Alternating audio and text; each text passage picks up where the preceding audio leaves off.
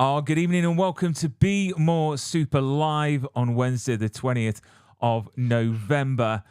It is cold in the UK, so if anyone's, across the pond, I don't know what the weather's like there, but it's absolutely freezing cold. I text my wife a funny text the other day describing how cold it was, and my daughter read it by accident, and it was quite enlightening for her, bless her.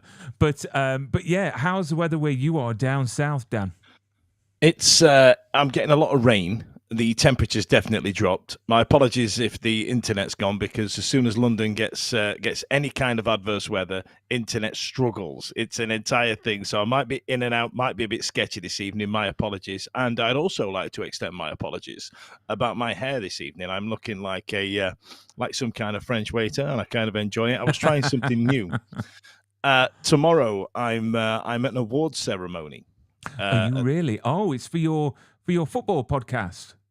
That's right. Yeah, I've been nominated for content creation, best content creation. So I'm going to the Tottenham Hotspur Stadium tomorrow, full suited and booted. So I was trying something new in my hair this evening. Ergo, side parting today. Wow, living it up. So let's fingers crossed that you win that award, which is quite nice, and I'm sure you'll have a few Ribenas afterwards for celebrating it. Julia Plu's watching. There she is. Let me just put a comment there. Thank you so much for watching. Hi, Brian and Dan. Hand pink waving. What is that? Is that like waving. An emoji? I assume so. I assume that whatever medium you're watching this through, a pink hand will be waving at you somewhere. But we just get the text message saying, just so you know, there's a pink hand waving. Excellent. So if you are watching, please hit subscribe if you haven't done so already, because we've got a plethora of guests coming up in the next couple of weeks. Let's mention the guests that we've got on the 27th, which is next Wednesday, which I'm really, really excited about. Anyone that watches this channel will know that I have got a favorite show, and it's not Back to the Future. Well, it is that too, but the other show is Superman and Lois. And next week, I know that we said we will finish with the guests. We have got the absolutely wonderful Yvonne Chapman, which you will recognize from Kung Fu, Avatar: The Last Airbender, as well as many other projects. But for me, Amanda McCoy from Superman and Lois, literally Lexa's right-hand woman, and it's getting very interesting now with only 2 episodes left. So we're going to be getting her on the show, getting the lowdown of what's happening between her and Lex, and what it's been like to actually work on the show in its final season, and with Michael Cutlitz as well, because that must have been a dream come true. Where are we at, Brian, with the series in the UK? Because I watched an episode where it got very interesting between Yvonne's character and Lex, and there was a suit involved and an interview. Are we there yet? That is where we are? That is right, the latest one. That episode is called Well Dressed Man. That was actually directed, that episode, by Michael Cutlitz. So he actually directed that episode. And for any sort of CW fans, they will recognize Tom Kavanagh in the show as well. He plays a reporter that does like that debate between Lois Lane and Lex. Yes. And for all the CW fans, he was in The Flash. He played the Reverse Flash. And he's been in loads of things as well. So that was quite nice to get a nod for him as well. But let's talk about what we're going to talk about this week, because we haven't got a guest. It's me and thee, and it's quite nice to just have a chin wag and a chat, and it's just really nice to be in the warmth, to be fair, and just not be out in the cold. Has your northern dad kicked in yet, where you're fighting to turn the heating on at some point? Even though it is November, I've turned it on now, mate. I've had to. Literally, I've put it on full blast. I can hear me dad wanting to call me right now to go, have you put the heating on, Dan? It's on in November. Put a jumper on. I've got one on, Dad. Yeah.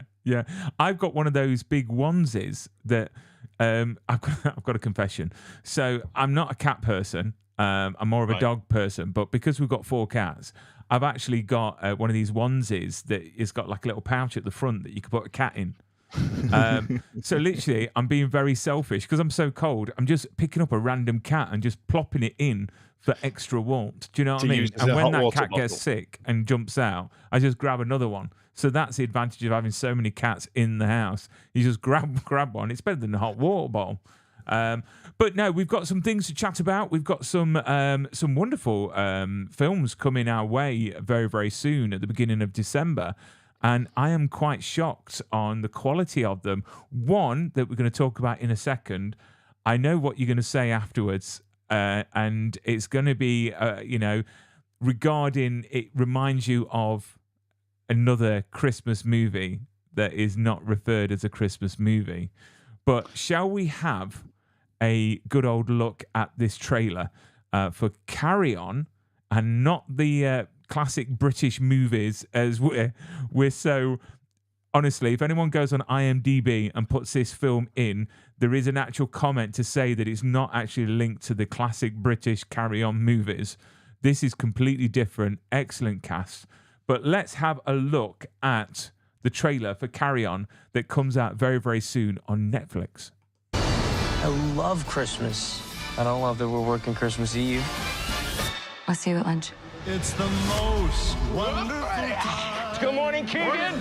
Good morning, day shift TSOs.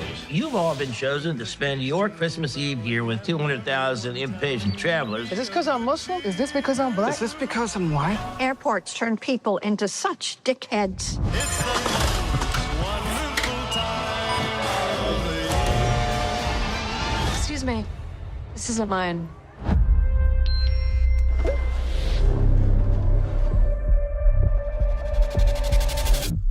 Ethan, today is a day that you're going to remember for a very long time, but if you handle it right, you're going to have a chance to forget it.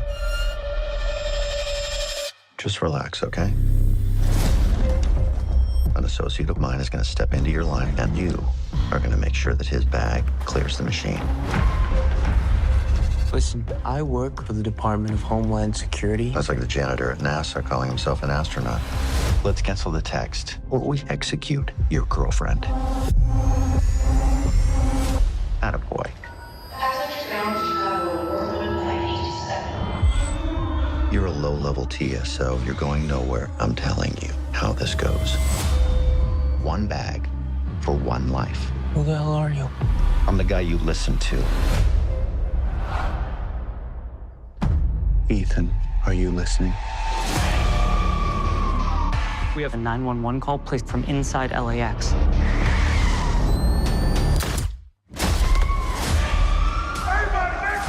You killed him. I gave you some pretty simple rules. You got cute. I'd say you killed him. You, I see, like to improvise. Sit right back down. You leave that post, there's going to be consequences. We gotta go. I don't care what you do to me. Who said anything about you? You got 10 minutes before everybody in this airport dies. You think you can take control, huh? You're pathetic, and you're asleep. I guess I woke up.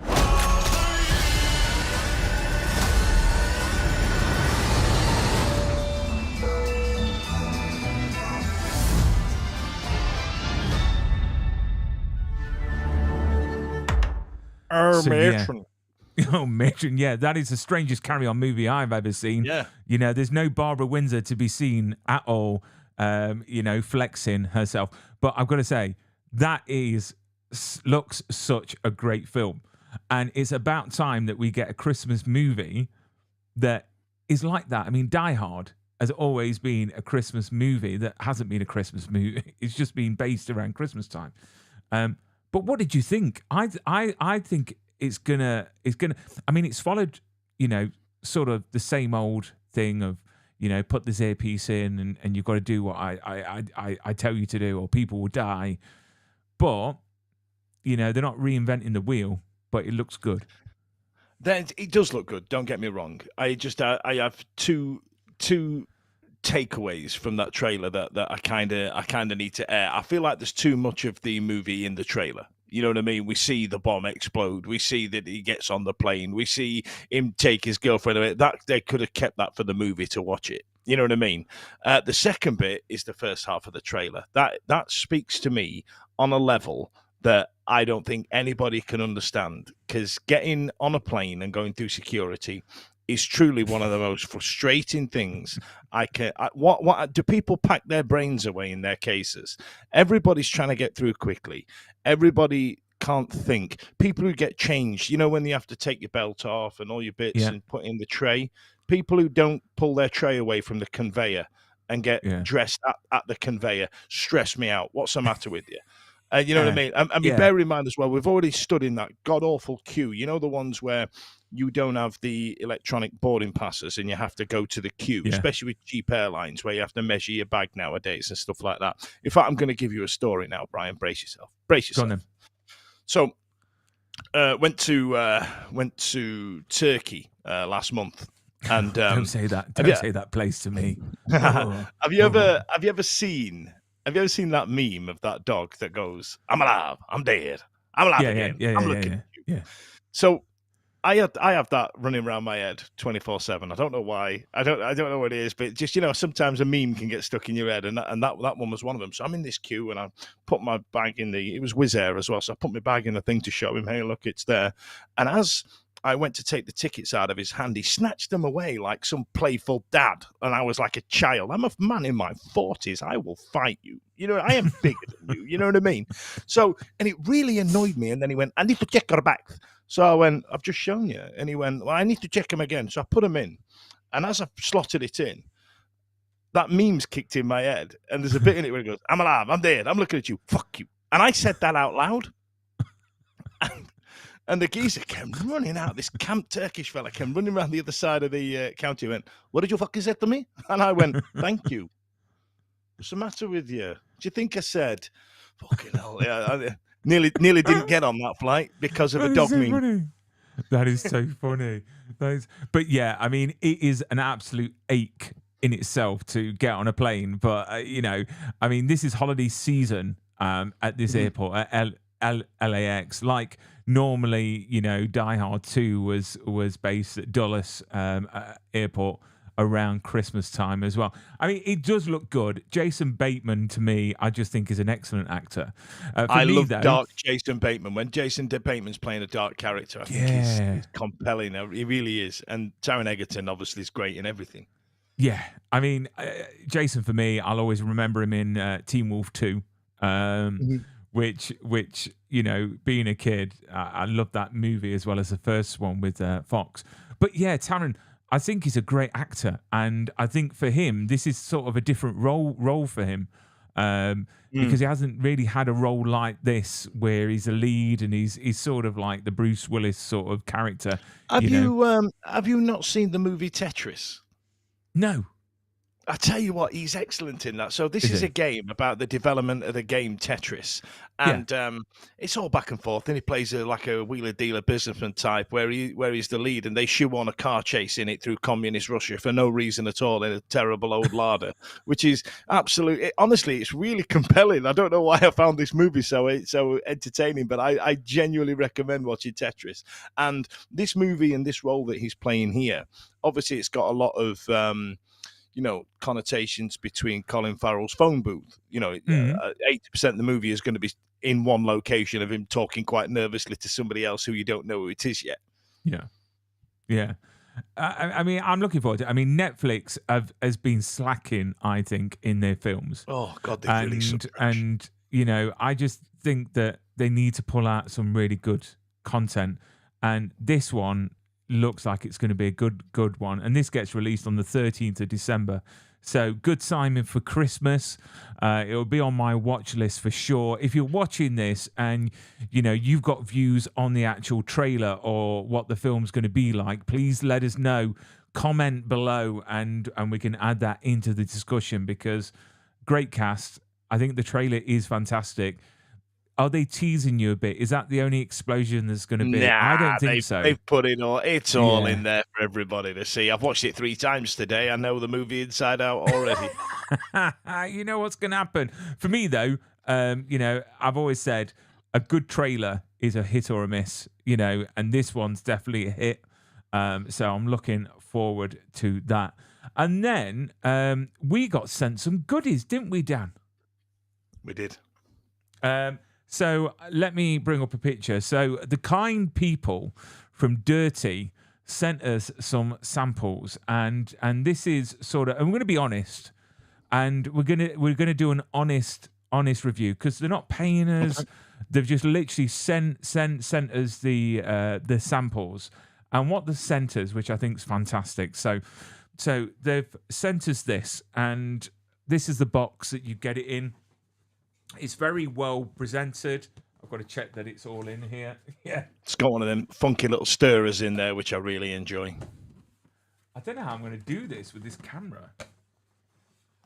Right. So what Brian's showing you there, ladies and gentlemen, is the coffee version of the Dirty setup. And Brian has been telling me for weeks that we're getting sent some coffee. So I'm a coffee guy. I love coffee. I spend most of my time smashed up on caffeine. But what they've sent me through the post is the cocoa drink. I have a hot chocolate drink. You have a hot chocolate drink? Yeah. That's not fair. What? So you've got two coffees and I've got two hot chocolates. Is that essentially what's happened? So yeah. So I think what they've done is literally made the mistake of sending you two of the same product to me, because I did wonder.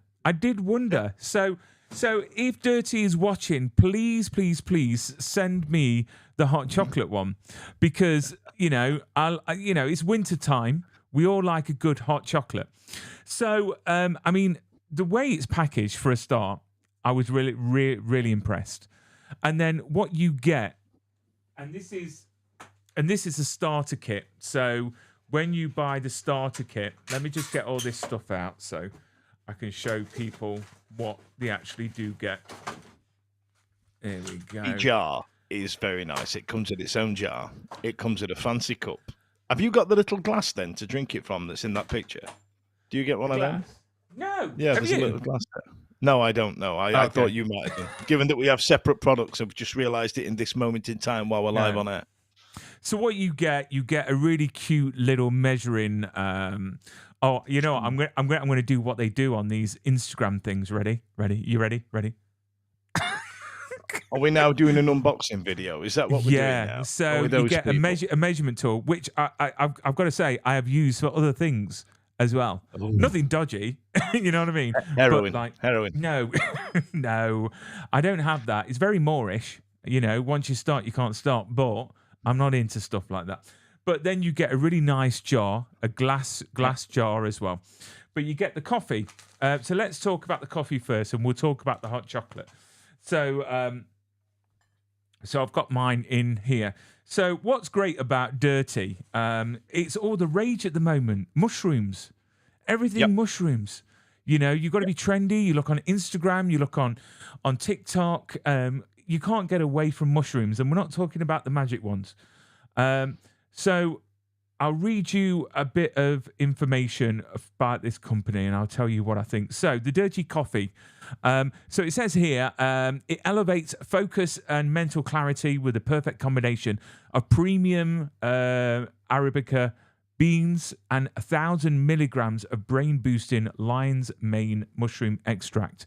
Dirty coffee contains up to 80% less caffeine than traditional coffee and provides long-lasting energy without the crashes or jitters, delivered with a sleek stainless steel measuring spoon to achieve the perfect blend every time, an attractive glass storage jar, and a stainless steel travel coffee cup. The Dirty Coffee Welcome Kit enriches your coffee drinking experience and sets your day up for success. You can tell we don't work in advertising, can't you? This is like, we're excited. We just got some fancy cups. Yeah, exactly. It's great. You want my honest opinion? You want my honest view? Tell me all about it. I'm a massive coffee drinker. I'm a coffee snob. I don't get Tesco values. I always get the best stuff, and I've got a dripper at home. So I grind coffee and make it. I absolutely love coffee. So when I tried this, I thought it's coffee. It's going to be nice. My first reaction was it does not smell like coffee. It does not smell. For me, it's not a coffee smell. Do I like it? Yes. It's got an earthy smell to it. And I don't know if that's because I'm thinking lion's mane, mushrooms, but I have my coffee black. So with this, they suggest you put milk in it or you can mix it with other drinks. But I really like it. You know, I have one every morning. Does it perk me up? I feel it does. It's very hard, isn't it? Because when they say that it motivates you, and I think it depends on the person that's taking it. Do you know what I mean? But I've looked on here, lion's mane, which it's got in it, is actually an anti-inflammatory, which I was amazed at. So it contains anti-inflammatory substances that may help with conditions like arthritis, heart disease, and cancer. And it's a neurotropic. So it may help nerve development and function and helps nerves from damage. It's got loads of like benefits. So is it worth trying? Yeah. I mean, it's better than normal coffee. So, you know, 80% I have two questions. less caffeine. I have two questions about coffee. Yeah. First one. Have you got a milk steamer? I know you said you drink your coffee black, but have you got one of those milk steaming machines like those Nescafe No, ones? I did. I had a Gaggia actual proper like sort of barista Proper machine, bad boy. but not anymore. Okay, I'd love to see if the coffee has the same effect as the cocoa drink, because what happens is I've tried it with just water, tried it with a couple more heat teaspoons, I've tried it with the steamed milk. Now, because obviously there's lion's mane in it, you get like a little green film on the top of the steamed milk, and I wondered if you got that. Right. Second one, tell me about your pee. To be fair, I don't know if it's my age, but I've been weeing a lot. I mean, I'm getting up at least three times in the night to go to the toilet. I don't know if that's right. If there's any professionals out there that is So normal? I don't know. If we have you down as 3 Ps through the night, now one is our age, right? That's the standard. That's a 4 a.m. P. Whether you get back to sleep or not is in the lap of the gods. The other two, I think, is the dirty. And I think what it is, you know, like, give me the best example. You know, Barocca, how you, like, straight after a Barocca, about 10 minutes later, you have one of those really orange peas. Yeah. I think the lion's mane does that for you as well. Because in the cocoa drink, I had one 2 hours ago. I've had 4 Ps since. I can't stop. And each one of them has been that orange Barocca pea. Well, in your cocoa drink, you've actually got more milligrams of lion's mane. So you've got 2,500 milligrams of brain-boosting lion's mane, skin-enhancing tremella. So Can confirm. Yes, and mind-calming, is it reishi? Which had a nap not 10 minutes after. Excellent. I mean, to be fair, I was actually expecting it not to be nice.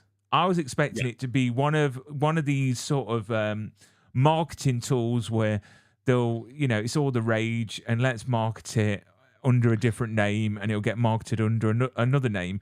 But this company's actually been around for many, many years, and it was started by two brothers, which I've got the information. By two brothers, Simon and Andrew Salter, and it got started. They started it in 2021, and they've got fans. Did you know the company's part owned by Bear Grylls? Bear Grylls. That's many grills if you live from Croydon. Yeah, BG. But they've got fans like Rita Ora, Fern Cotton, Benedict Cumberbatch as well, to name a few, and it's won so many awards as well.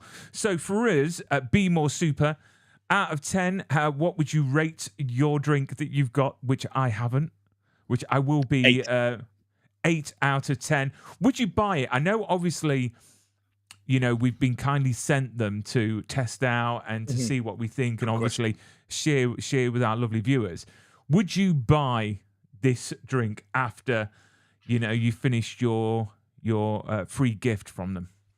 It depends on price point. I don't know how much these beans are. I'm intrigued to try the coffee. Don't get me wrong. So given that I've now got all the bits, I might go out and buy the coffee because I prefer coffee rather than the cocoa drink. I find the cocoa drink a little bit bitter. I do need to bosh a couple of sweetness in it, but I know it's good for me. So there is an element of I'm expelling, I'm a bit of a gym bro nowadays, right? And I'm expelling various things from my skin, and I could definitely feel I struggle quite a lot with rosacea, and I had an operation back in the summer to have my nasal passages opened up, and what's happened is I can feel the blood's not tearing through my face, if that makes sense. I can already see it in the morning when I've had the pre-workout and I'm at 300 milligrams of caffeine that I've just bashed all at once. My face is on fire. I've not had that since I've had one of these. So I guess that's a good review from somebody like me, isn't it? Yeah, and the question is buying that drink that you've got there. So the packet holds 60 servings. So not that I'm against Starbucks and Costa, because I like my hazelnut latte and at Chris's. I'm a caramel frappe guy. There you go. So if you wanted to buy this again, the recommended retail price, again, people need to go on the website to see. So it's dirtyworld.com. I will put the link below. But dirtyworld.com, go on there and check them out. But the recommended retail price of the drink that you've got is 43 quid. You may think 43 quid, that sounds a lot of money, but that's the equivalent of 71p per drink. Yeah. So if you feel that you're getting the benefits of it, mine's even lower. 38 divided by 60 is 63 pence per drink, compared to £3, £4, or where you live, about £8 for a drink. It's £7 for a smoothie and Joe the Juice down where I live. Jesus. So that's nice, isn't it? That is absolutely robbery. But yeah, so Dirty, if you're watching, please send me some the cocoa ones. I've got a spare one down here, Brian, if you want it, bro. I've got. No, you keep it. But they do gummies as well. They do gummies as well. So if you don't want to have the coffee, they do gummies that have got all the mushroom benefits in them as well. Definitely, I'm feeling the benefits of the mushroom of it, I must admit. And I'd be intrigued on the gummies. Yeah, they've got one for performance, focus, energy, beauty. Dan? Beauty. The Tremella gummies. You'll be on next week looking like you've had a trip to LA so for some cosmetic surgery, but no, it's the mushrooms. So thank you so much for Dirty to actually send them our way. It was a really nice gift to receive, and I've been enjoying them since, and it sounds like you have as well. So let's carry on with the wonderful news in entertainment, because it's been a funny old couple of months, and I know we had Neil Marshall on a little while back, the gentleman that directed Hellboy, Dog Soldiers, as well as other amazing like The Descent. There was news that came out that actually in the works is another film about werewolves that is going to be filming in London. So I think we need to reach out to Neil and try and get either a cheeky cameo or go and visit the set. But while we're talking about werewolves, I know there's a guy that you really admire and that you look up to, Mr. Frank Grillo, which is in everything at the moment, literally everything. I think he's just come off filming Peacemaker with what's his name? John Cena. Oh, damn it! I should have had that on my little audio sample. But he's got a new movie coming out in December, at the beginning of December, called Werewolves. I like the concept of this, and I want the viewers to tell me if they like it or not, because I like a good vampire movie. I like a good werewolf movie. But there's too many really bad vampire movies and too many really bad werewolves movies out there. So it'd be quite nice to get people's opinions. So this is Werewolves, and it's got a great cast again, and I like the concept of the story. So I'll get your opinion after we watch it. So here we go. Bite me!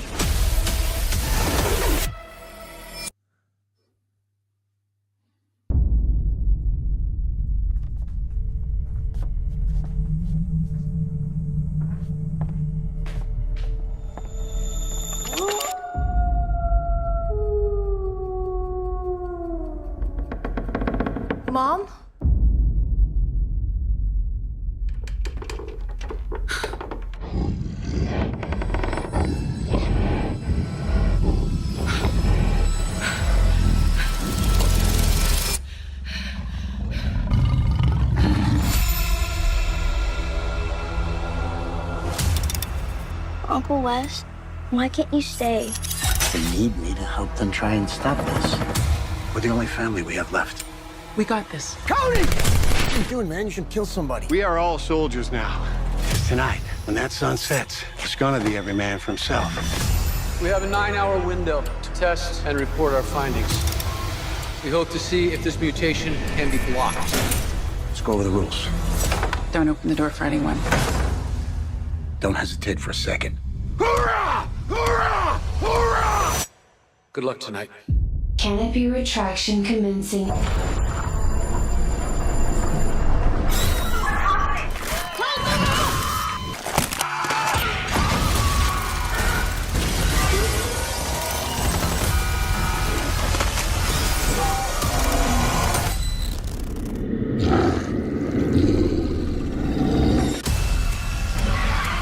No more guns, no more guards. Those things are coming for us.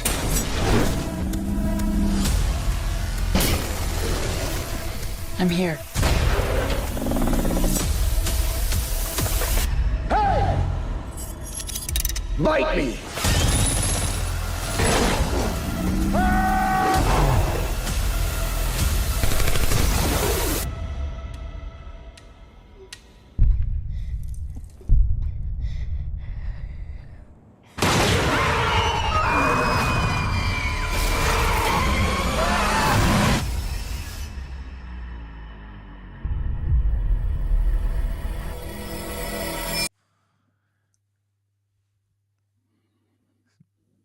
I'm just going to not say anything.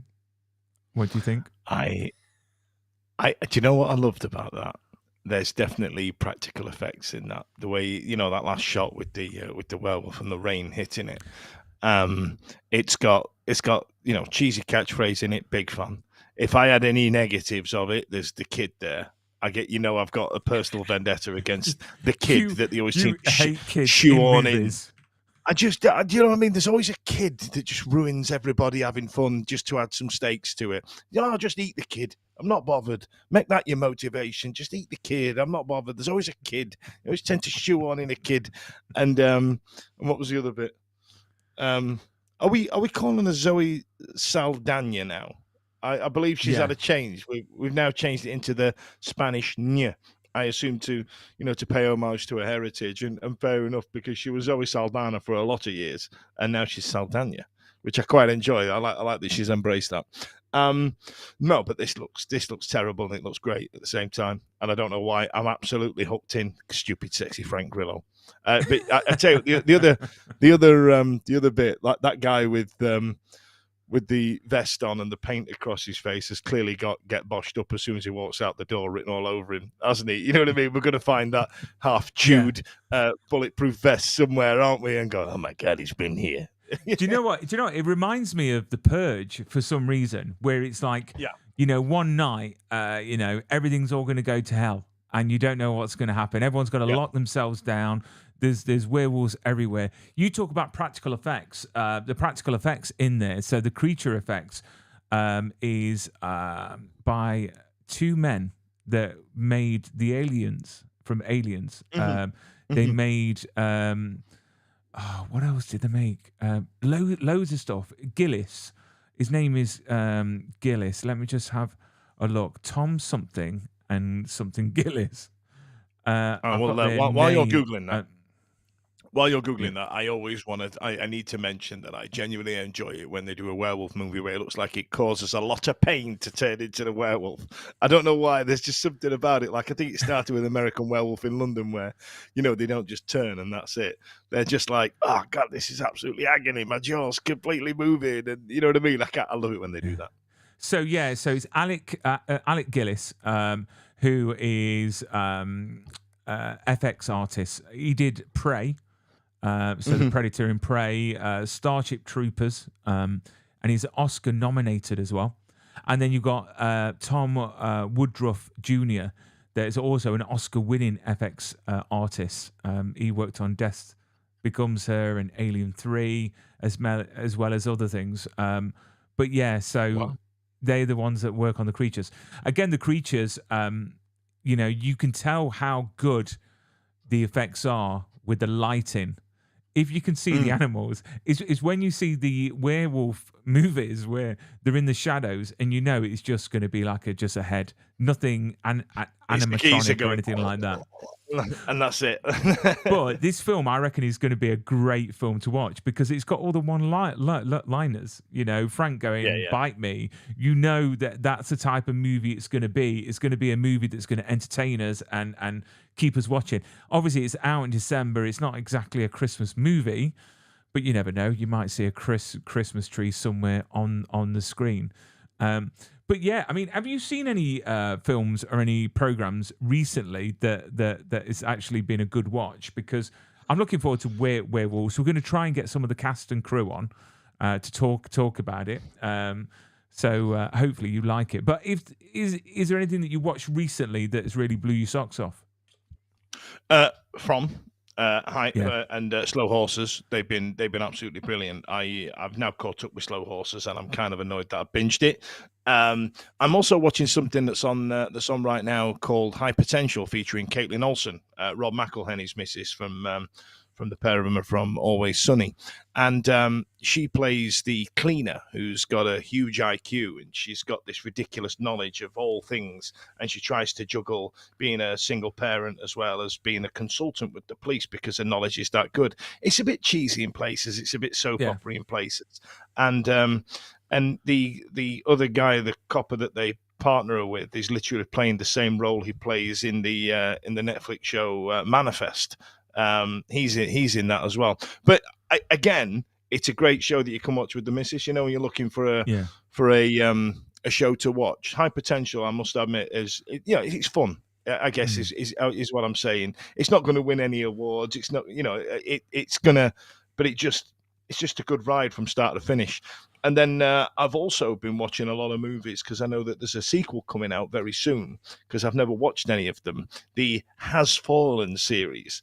So I've been watching Olympus Has Fallen and Angel Has Fallen and London Has Fallen. So I've been watching them in the last week, and I feel like this werewolf movie is going to be a very similar vein. Yeah, of course, because Paris Has Fallen. And I don't know if that's going to be as good as the others, if you can call them good. A series that I've been watching with the other half is Cross on Amazon Prime. Yeah, absolutely epic show. It keeps you guessing. I was just chatting to some of the cast the other day, and it's just a great watch. It's one of those shows that literally you won't go to work the next day if you're not careful, because you want to watch each episode. But it's got a serial killer in it, and this actor is just amazing, absolutely amazing. And what he does, I just think is creepy as hell. So watch it, because they've already been greenlit for a season 2, and it's already been filmed. So it's been filmed before season. Yeah, Cross. So it's based on Alex Cross, which is a James Patterson book. Wait, that's the big sexy man, isn't it? From I saw an advert for it today. Yes. Yeah. And he is so good in this show.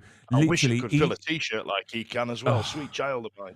And he's giving a masterclass, I think, in this show on how to perform on screen. So anybody in actors needs to watch this show and actually study his in terms method. In terms of movies, there's a connection there. So I was saying you had Olympus Has Fallen back in the day, right? And it also came out around the similar time as White House I know what Down. you're going to say. Yeah. Right? So we get this phenomena called twin movies, don't we? Yeah, they're essentially the same plot and the same movie. And last week I was fascinated. I started to go into a rabbit hole about this phenomenon, and there was like Sherlock Holmes. There was a twin movie, but there was one that came out in the last year. There's 2 movies came out. One is called Time Cut, and the other one is called Totally Killer, and they both have the same plot. Even the protagonist from the movie, the antagonist from the movie, has a very similar mask on in terms of who the killer is, and they both got the premise of this young girl has to go back 20 years to about 2003, which is very similar to Back to the Future, to go to high school with their mum and or with their sister or something. And I'm absolutely fascinated by this twin movie phenomenon. How does it happen, Brian? You must know more than me about it. Do you know what? I think when you talk about that movie just then, I don't think that was a twin movie because there was quite a set, there was like a year or so between the releases. But I started to watch it and actually finished. I got 10 minutes into it and I stopped it. I thought this is a pile of poop. So I just thought it was terrible. But with the White House has fallen or whatever, that is just terrible. It's terrible it's terrible writing, terrible marketing. It's exactly the same story. Exactly. All they've done is changed the enemy, and that's it. Do you know what I mean? In it. Yeah. I don't know. I think they need to use their imaginations a bit more. But it must be gutting for someone to write a great movie and then realize that someone else is bringing one out very similar to yours. But yeah, Time Cut, I just think is dreadful, and I don't think that Time Cut was definitely the worst of the two. Totally Killer, I was kind of Time Cut. We both came away from and went, well, that was one of the worst things I've ever seen. But I'm trying to think of some more examples where it happened. So I think you had the Truman Show and you had Ed TV, for example. Yes. They were very close together, weren't they? You had you had Deep Impact and you had Armageddon. They were very similar movies. It was Deep Impact. Was that Jean-Claude? Was that? No, Deep Impact was Morgan Freeman. It had Elijah Wood in it. It had, it wasn't Deep. It was Armageddon, the one with Bruce Willis and Ben Affleck and Billy Bob Thornton. Yeah. Actually, talking about Billy Bob Thornton, I've started to watch Landmen. It's good. That is another Tyler Sheridan show. So he wrote Yellowstone, Lioness show, as well as 1882. And Landman, it's got John Hamm in it, Demi Moore. Anything with John Hamm, I am absolutely sold. And it's wicked, honestly. It's all about the gas, the oil industry.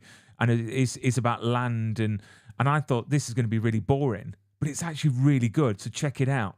That's currently on Paramount Plus. But yeah, I mean, again, movies that were same. I'm just having to think of what.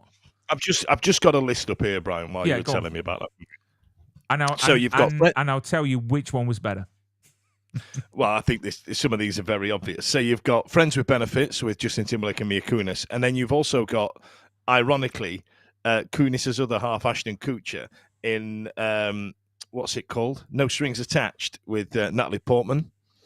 They came out very similar times. You had Ants and A Bug's Life. They were virtually the same movie. Deep Impact and Armageddon. Capote and Infamous apparently were very close together. About Truman Capote. You had Volcano and you had Dante's what was the Pierce Peak. Brosnan one? Dante's Peak. You had those with ones as well. Yeah, with Linda Hamilton. Yeah. And then finally you've got Darkest Hour and Dunkirk. But I feel like they came out very but the thing is that they are totally apart. different movies in my eyes, because The Darkest Hour I thought was Gary Oldman's finest work. But Dunkirk, I just thought I got a bit bored with. It is a bit boring, isn't it? It is a bit boring. That 1918 I thought was good.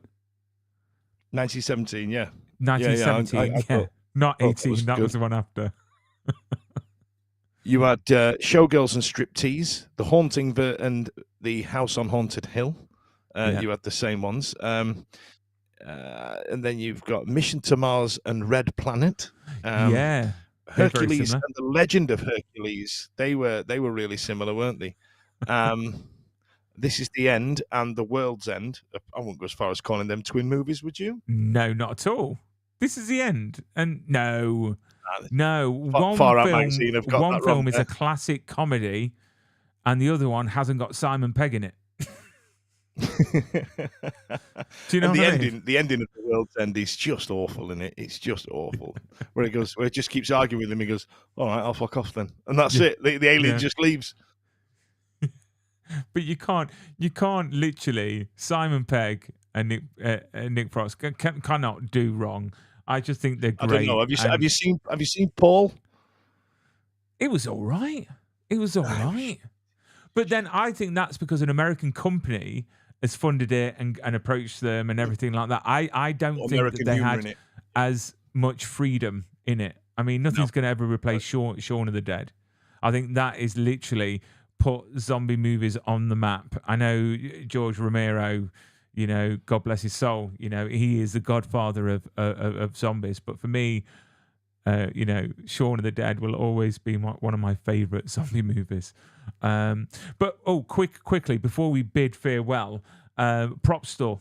We've got to give a message out for our sponsors, Prop Store. They had an absolutely record-breaking auction. I watched it live, and I was waiting for the auctioneer after he was auctioning off the gladiator helmet and sword, for him to just say to the audience, "Are you not entertained?" But right? it didn't do that. Yeah, I was a bit disappointed. I was waiting. I even said to Tim when I had him on the show to look at the items that he needs to say it, but he didn't say it. So Tell you what, I'm gonna part you with this story. So yeah, listen, get involved in the Prop Store, and if you are going to the Buy It Now section, don't forget to enter the code Brian10. But I'm gonna leave you with this story based on just what you were saying there. Brian 10. I'll do the code. So we were, you know, we'd been out for a drink, me and a couple of pals, and and we were looking through socials, one of us, and found a picture of our mate that we lovingly call Trampo because he looks like a tramp, and. He's called Trampo, and Trampo was on. Is he a tramp, or is he just like not? He doesn't look after himself. I used to pay him to dress up as Alan from The Hangover because he looks like Zach Galifianakis. So you know what I mean. Draw your own conclusions on that one. So one of us found Trampo on. You know, there was one of those local Facebook groups where you know there's something going on, and they go, "Oh, we had a great day at this fair." One of these local Facebook groups was about some famous train that had gone through some area of Southampton. And as we're looking through the pictures, there's Trampo just on his own, just having a cup of tea on this train, and we went, "Trampo, are you like a full-on train nerd?" He went, "Oh yeah," and then he started telling us. We didn't know anything about this train obsession that he had. And as we got battered, as we got drunk through the night, one of the lads turned around and went, "Are you not into trains?" as he was telling us that story. And I found that one of the funniest pub stories ever because I thought the swiftness of it really impressed me. That is awesome. But thank you, everyone that's been watching. We're going to be back next week. Oh, dear me. Next week with the wonderful Yvonne Chapman to find out the ins and outs of Lex Luthor and what's going on in the last 2 episodes of this epic show. If you've got any suggestions on what guests you'd like on the show for us to dissect and get into, please let us know. We're always open to suggestions and ideas, but we've got a lineup that you won't be disappointed with. If you've got a favourite Christmas movie, let us know. We can try and get some cast on from that movie, because this Christmas, I want to go all out, Dan. I want to go all out. I want to get the proper Christmas feeling, because I think that we need it. We've had a bit of a rubbish year, and I just want to go out large for this Christmas and get some... have you got a Christmas movie that you're going to be watching this year, that you watch every year, just quickly? Gremlins, definitely Gremlins. 100% Gremlins. I'm going to tie my kids down onto the sofa and make them watch the Gremlins movies. My wife says they're too scary, but we'll soon see. But they kind of ruin it. You know what Hollywood does when it ruins movies? In fact, Key and Peele do a wonderful sketch between, they go, "We've got this great Gremlins movie, we're going to do it again." And then they introduce this really camp character going, "Okay, so tell me what Gremlin you want." "Well, what are you into?" "Well, I like makeup and hair." "Well, we're going to have a big glamorous Gremlin with massive boobs." And you get a Gremlin, you get a Gremlin. It's an excellent sketch. If you get to see the Key and Peele Gremlin sketch, I'd recommend it to anybody. It is a great, you know what, it is a great film. And number 2, the new batch, I wasn't a massive fan on it, because again, when you've got something so good, it will never be as, you know, the sequels will never be as good as the originals. So we'll have to give that a watch. And Julia loves the Gremlins as well. Yeah, you can't not love the Gremlins, especially at Christmas. But thank you so much, Dan.